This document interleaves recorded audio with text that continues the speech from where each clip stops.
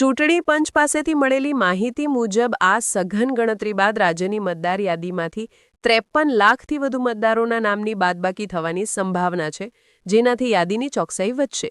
ગણતરીનો આ તબક્કો 11મી ડિસેમ્બર સુધી ચાલશે. ગુજરાતની ટ્રાયલ કોર્ટમાં 1 વર્ષમાં ક્રિમિનલ કેસમાં 3.44 લાખનો વધારો થયો છે. ક્રિમિનલ કેસમાં થયેલો આ વધારો ગુજરાતમાં ગુનાખોરીના વધતા પ્રમાણને દર્શાવે છે. બીજી તરફ વર્ષ 2024ની સરખામણીએ 1 ડિસેમ્બર 2025 સુધીમાં સિવિલ કેસમાં 15,000 જેટલો ઘટાડો નોંધાયો છે.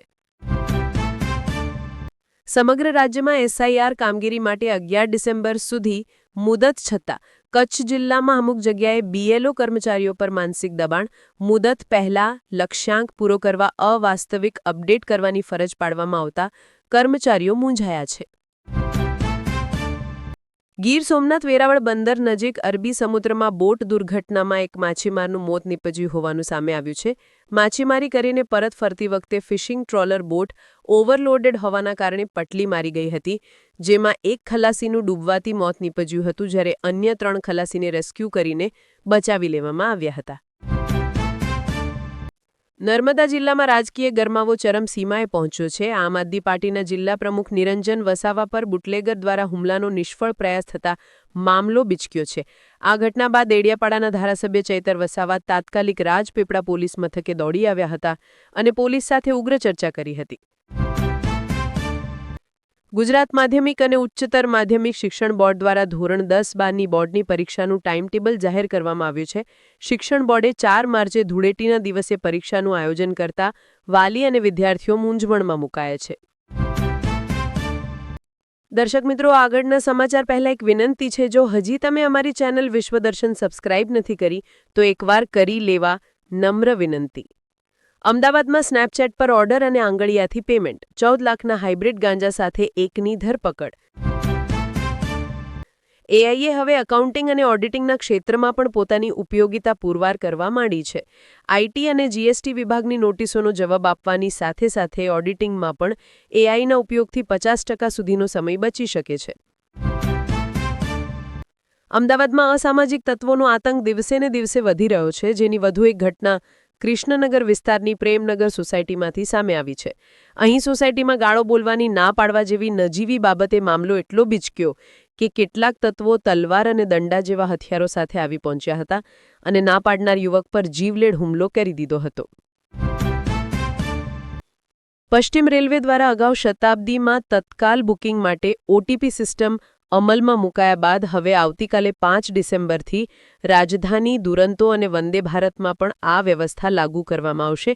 અમદાવાદથી દિલ્હી, મુંબઈ, પુણેની 4 ટ્રેનમાં ઓટીપી વગર તત્કાલ બુકિંગ થઈ શકશે નહીં. 5 મહત્વની ટ્રેનમાં વ્યવસ્થા સફળ રહેશે તો આગામી દિવસોમાં વધારે ટ્રેનમાં અમલવારી શરૂ કરવામાં આવશે. આણંદના કપાસિયા બજારમાં દિવાળીના 1 દિવસ અગાઉ રવિરાજ કન્સ્ટ્રક્શન કંપનીએ 23 લાખના ખર્ચે બનાવેલો તકલાદી આરસીસી રોડ તોડવાનું શરૂ કર્યું છે. આ 50 મીટરનો રોડ ભંગાર થતાં મનપા દ્વારા કોન્ટ્રાક્ટરને બિલ પણ ચૂકવાયું નથી. 50 મીટરનો તૂટી ગયો છે તેટલો રોડ કોન્ટ્રાક્ટરને ખર્ચે બનાવવામાં આવશે. અમરેલી જિલ્લામાં 12 વર્ષના લાંબા અંતરાલ બાદ ફરી એકવાર કોંગો ફીવરનું શંકાસ્પદ કેસ નોંધાતા આરોગ્ય વિભાગમાં ખળભળાટ મચી ગયો છે. સાવરકુંડલા તાલુકાના પ્રખ્યાત માનવ મંદિર આશ્રમ ગુરુકુળના એક વિદ્યાર્થીમાં કોંગો ફીવર જેવા લક્ષણો જણાતા તાત્કાલિક પગલાં લેવામાં આવ્યા છે. ગાંધીનગર જિલ્લાના અડાલજ પોલીસ સ્ટેશનની હદમાં શેરથા ટોલટેક્સ નજીકથી પશુઓની અત્યંત ક્રૂરતાપૂર્વક હેરાફેરી કૌભાંડનો પર્દાફાશ થયો છે. જાગૃત નાગરિકની સતર્કતાને કારણે કતલખાને ધકેલાતા અને ગેરકાયદેસર રીતે લઈ જવાતા 24 જેટલા અબોલ પશુઓનો જીવ બચ્યો છે. વડોદરા જેલ રોડ પર 2 વ્હીલર ચાલકને 2 વખત અડફેટે લઈ ભાગી જનાર કાર ચાલકની સામે પોલીસે ગુનો દાખલ કરી સીસીટીવી ફૂટેજના આધારે શોધખોળ હાથ ધરી છે. અમદાવાદના 67 વર્ષીય નિવૃત્ત નાગરિક ફરી એકવાર સુનિયોજિત સાયબર ફ્રોડનો શિકાર બન્યા છે. મુંબઈ પોલીસના વરિષ્ઠ અધિકારીઓ અને એન્ફોર્સમેન્ટ ડિરેક્ટરેટ ઈડીના અધિકારીઓ તરીકે ઓળખ આપીને ઠગબાજોએ તેમને ડિજિટલ એરેસ્ટની ધરપકડની ધમકી આપી હતી. આમ આદમી પાર્ટીના સાંસદ રાઘવ ચઢ્ઢાએ રાજ્યસભાના શૂન્યકાળમાં ગીગ વર્કર્સની સુરક્ષાનો મુદ્દો ઉઠાવ્યો હતો. તેમણે સરકારને માંગ કરી છે કે ડિલિવરી બોયઝની સુરક્ષા માટે સરકારે પગલાં લેવા જોઈએ તથા કંપનીઓ દ્વારા થોપાઈ રહેલા 10 મિનિટ ડિલિવરી મોડેલ સમાપ્ત કરવો જોઈએ. નાણામંત્રીએ સોમવારે લોકસભામાં આ 2 મહત્વપૂર્ણ બિલ રજૂ કર્યા હતા, જેમાં સ્વાસ્થ્ય સુરક્ષાથી રાષ્ટ્રીય સુરક્ષા ઉપકર બિલ સંસદના શિયાળુ સત્ર દરમિયાન લોકસભા દ્વારા પસાર કરવામાં આવ્યું હતું. જણાવી દઈએ કે આ બિલ હવે રાજ્યસભામાં પસાર થયા બાદ તે હાલમાં તમાકુ અને પાન મસાલા પર લાગતા જીએસટી ક્ષતિપૂર્તિ ઉપકરનું સ્થાન લેશે. રશિયાના પ્રમુખ વ્લાદિમીર પુટિન 2 દિવસની ભારતની મુલાકાતે આવ્યા છે. ભારત યાત્રાના બીજા દિવસે તેમણે વડાપ્રધાન મોદી સાથે દ્વિપક્ષીય બેઠક યોજી, જેમાં વેપાર સહિત અનેક મુદ્દે બંને દેશો વચ્ચે કરાર થયા. બેઠક બાદ પુતિને કહ્યું કે અમે ભારતને ન્યુક્લિયર રિએક્ટર ટેકનોલોજીની ઓફર આપી છે. ઉમ્મીદ પોર્ટલ પર વક્ફ સંપત્તિઓને રજીસ્ટર કરવાનો 6 મહિનાનો સમયગાળો શુક્રવારે 5 ડિસેમ્બરે સમાપ્ત થઈ રહ્યો છે, પરંતુ લાખો સંપત્તિઓ હજુ પણ રજીસ્ટ્રેશનથી બહાર છે. એવામાં તેમને રાહત આપતા કેન્દ્ર સરકારે વક્ફ સંપત્તિઓની નોંધણી માટે 3 મહિનાની રાહત આપવાનો નિર્ણય લીધો છે. પ્રવાસીઓ માટે 30 દિવસના મફત વિઝા, મેડિકલથી લઈને ખાતર સુધી ભારત અને રશિયા વચ્ચે 7 કરાર. સરકારની મેચ ફિક્સિંગ નીતિને કારણે સામાન્ય લોકો પરેશાન, ઇન્ડિગો સંકટ મામલે રાહુલ ગાંધીનો આરોપ. ઉત્તરાખંડમાં કરુણ ઘટના, લગ્નમાંથી પાછા આવતા જાનૈયાઓની કાર ખીણમાં ખાબકી, 5ના મોત.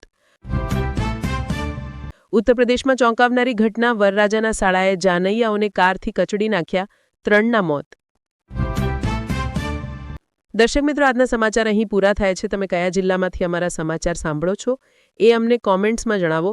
દરરોજ સમાચાર સાંભળવા અમારી ચેનલ વિશ્વદર્શનને લાઇક કરો, શેર કરો અને સબસ્ક્રાઇબ જરૂર કરજો. મળીએ કાલે નવા સમાચાર સાથે.